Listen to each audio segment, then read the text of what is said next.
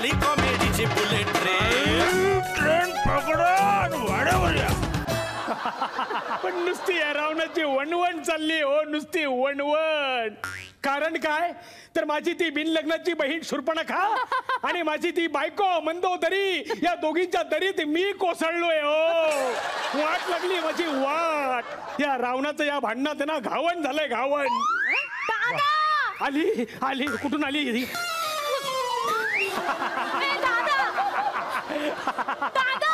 काय अरे त्या वहिनीकडे बघ ना. कुठल्या तोंडाने बघू सांग तूच आता. कुठल्याही तोंडाकडे बघ रे, पण बघ एकदाच. काय बघू सांग. अरे आता आपल्या घरातल्या गौऱ्यात म्हणजे त्या आपल्या पद्धतीने व्हायला नकोत का? ती सगळ्या बाहेरच्या पद्धती लागते आपल्यावरती. काय करणार तिला तरी मी काय बोलणार? तुला माहिती आहे ना मी काय बोललं की बुस बोललं की बुस असं करते ती. मला अगं नाही बोलू शकत, तिचा स्वभाव माहिती ना तुला कसा आहे. अरे काय रे दादा, अरे किती घाबरतोस रे वहिनीला. सुरुवातीला असं शूरवीर सारखा वागायचं तिच्या समोर. अगं आताही वागलो असतो ग. तिच्या समोर असा दरारा दाखवायला गेलं ना लगेच ती मला मोबाईलचा पासवर्ड मागते, नाही तर फेसबुक अकाउंटचा पासवर्ड मागते. मग मी घाबरतो, मग मी ऐकतो तिचं जे बोलेल ते ऐकतो. काय करणार? घाबरटेस एक नंबरचा. हा घाबरतो मी, काय करणार आता. बायकोला घाबरतो, पण एक लक्षात ठेव, तू आता ते पोरं शोधत बसतेस ना रोज. तू कितीही पोरं शोध, तुला आकाशातून चंद्र तारे तोडून आणतो असं म्हणणारा असला ना तरी त्याच्यावर विश्वास ठेवू नको. जो तुला मोबाईलचा पासवर्ड देईल तो तुझा प्रेमी. कसल्या प्रेमाच्या गप्पा चालल्या आपलं धाकटी आपली. आणि या असल्या फालतू गप्पा हरत बसण्यापेक्षा मी सांगितलेली कामं केली आहेत का? केली, सगळी कामं केलेली आहेत. बोलू नको आता. पासबुक शोधलं माझं? शोधलं, 2 मिनिटं शोधलं. इतक्या लवकर कसं सापडलं?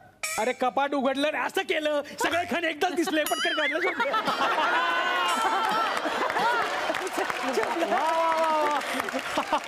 लाईट बिल भरून आलात का? 3 तास लाईन मध्ये उभा होतो, लाईट बिल भरून आलेलो आहे, कळलं ना. आणि गणपतीची आरती केली? गणपतीची आरती पण केली आणि गॅसचं ते बुकिंग करायला गेलो होतो, तिथं पण वाट लागली माझी. काय झालं? सिलेंडर नाही आणलात आज पण? तिथं त्या बाईने मला गॅसवर ठेवलं.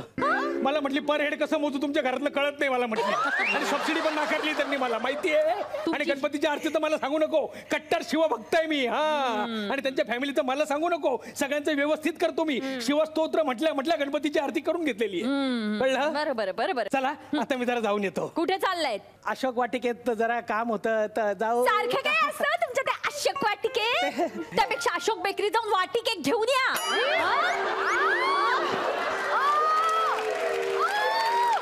अगं ए वहिनी, अगं गौरी बसल्यात ना आपल्या घरामध्ये, तू वाटिकेचं काय काढलंस मध्ये? आता काय त्याचा नैवेद्य दाखवणारस का देवीला? बघ ना वंस, वाटिकेचा नैवेद्य कसा दाखवीन मी? फराळ केलाय सगळा सागर संगी. फराळ झाला पण तुझा करून? हो. अरे दादा बघितलं का, हिचा फराळ झाला पण करून झाला. आणि आपल्याला वास सुद्धा आला नाही. खमंग असा, ना खमंग चिवड्याचा वास आला, ना खमंग चकलीचा वास आला, असा तुपावर भाजल्यावर रव्याचा सुद्धा वास नाही आला. कसला फालतू फराळ केलाय. नाही वास येईल कसा वंस? चांगलं धारधार नाक होतं, त्या लक्ष्मण भाऊंच्या नादाला लागला आणि घेतलं कापून. वास येईल कसा वंस? दादा बघ मला कशी बोलते. बघतोय दाही तोंडाने तुझ्याकडेच बघतोय, ती बरोबर बोलतीये. कशाला त्या लक्ष्मणच्या नादी लागलीस? घेतलं ना नाक कापून, स्वतःच कापला, खानदारीचा पण कापला आमच्या. आता मी एक शब्द ऐकून घेणार नाही त्याच्याबद्दल, कळलं ना. झाली माझ्या हातून चूक, त्याला काय करणार? ठीक आहे. आणि तू आहेस ना माझा दादा शूरवीर, तू घेशीलच की बदला, माहितीये मला. ते तर घेणारच आहे, रामाचा बदला घेणार आहे. त्याची बायको पळून आणली मी. हाच आगाऊपणा ना महागात पडणार आहे तुम्हाला. आणि मला सांगा, घरात एवढी छान सुंदर बायको असताना गरज काय हो दुसऱ्याची बायको पळवून आणायची? हे बघ, तो माझा पॉलिटिकल मॅटर आहे, त्याच्या मध्ये तू पडू नको. तो वेगळं ते वेगळं आहे, हे वेगळं ते वेगळं. पॉलिटिकल मॅटर असतं ते. दुसऱ्याची बायको पळवून आणण्यात कसला आलाय पॉलिटिकल मॅटर? जाऊ दे. लग्नाआधी ते बिभीषण भाऊजी म्हणत होते तेच खरं होतं.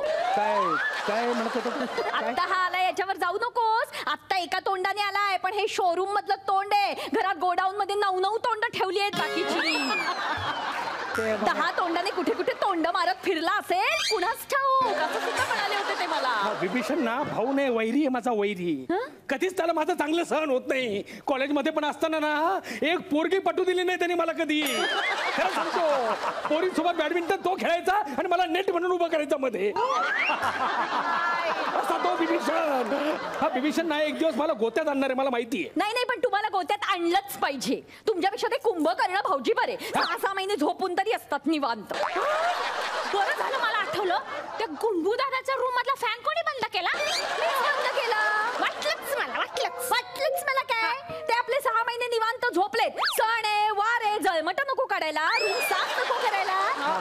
आपल्या घरातले एक एक नमुने.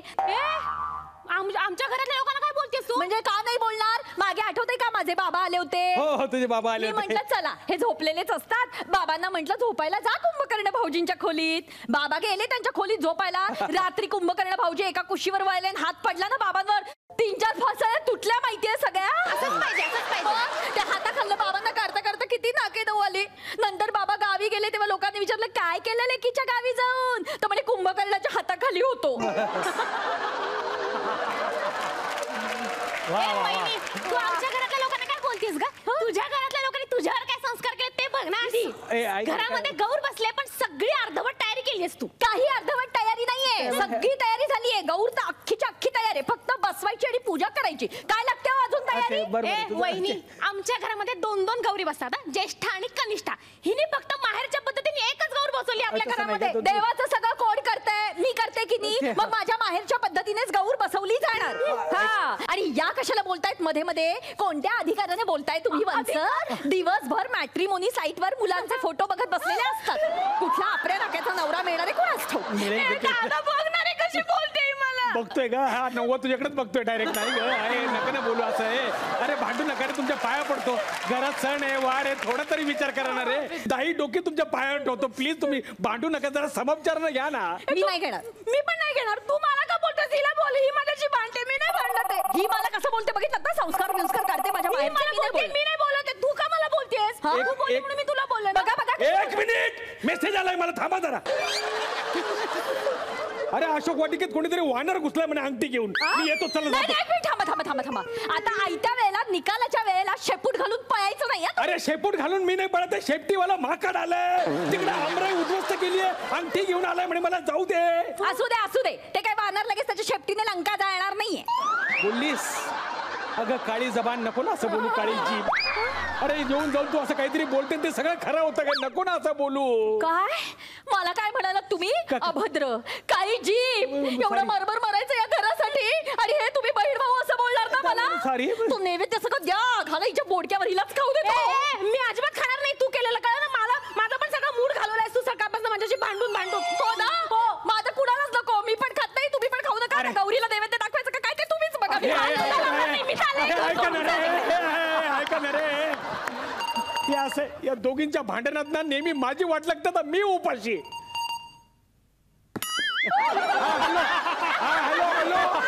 हॅलो अरे ऐकतोय बोल. अरे तो वानर घुसला तर मग एवढं काय? सिक्युरिटी कुठे आहे तिथली? तिथला वॉचमन कुठे आहे? सगळ्यांना एकाच वेळेला कसं काय लग्न लागते तुमच्या? थांबा मी येतोय तिकडे. आलोच मी, थांबा जरा.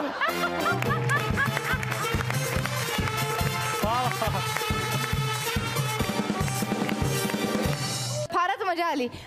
एक स्पेशल प्रश्न सगळ्यांनी तुला विचारायला सांगितलेला आहे की शूर्पणखा या शब्दामध्ये रफार कुठल्या अक्षरावर असतो? मला असं वाटतं र वर असतो.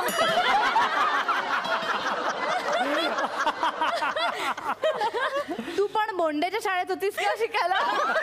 भाषेचं नाक कापलं तिने खरं. आज भाषेचं नाक कापलं. वा. काय मग कसं वाटतं आमची कॉमेडीची बुलेट ट्रेन? ए लंकेश भाई, नंदन आणि भाभीचं जे घरामध्ये नातं असते ना, तर ते ना जिलेबी फाफड्यासारखं पाहिजे. म्हणजे कसं घराला टेस्ट राहते का? काय तरी बोलता. माका काय वाटतं याच्याकडे बघून, हे काय व्हेज खाणारे नाही, हे नॉनव्हेज खाणारे. रावण बरोबर बोलताय ना मी? आणि मंदे माका तुका विचारूचा हा की तू रावणा शेजारी झोपताना नेमकी उशी घेतस की नाही? नाही म्हणजे माझा हा प्रश्न हा बाबा. ए लंकेश भाई, झोपल्यानंतर मराठी माणूस असं कूस बदलते ना, तसं तू कूस बदलते? मराठी माणूस प्रत्येक जण कूस बदलतो असं काही नाही. नाही अरे कूस शब्द मराठी आहे ना.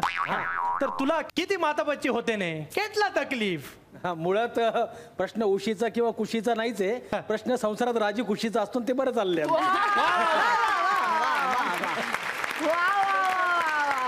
आणि याचबरोबर आजचा भाग इकडेच संपतोय. आपण भेटणार आहोत उद्या रात्री 9:30 वाजता फक्त कलर्स मराठीवर. पाहायला विसरू नका कॉमेडीची बुलेट ट्रेन. राहू दे.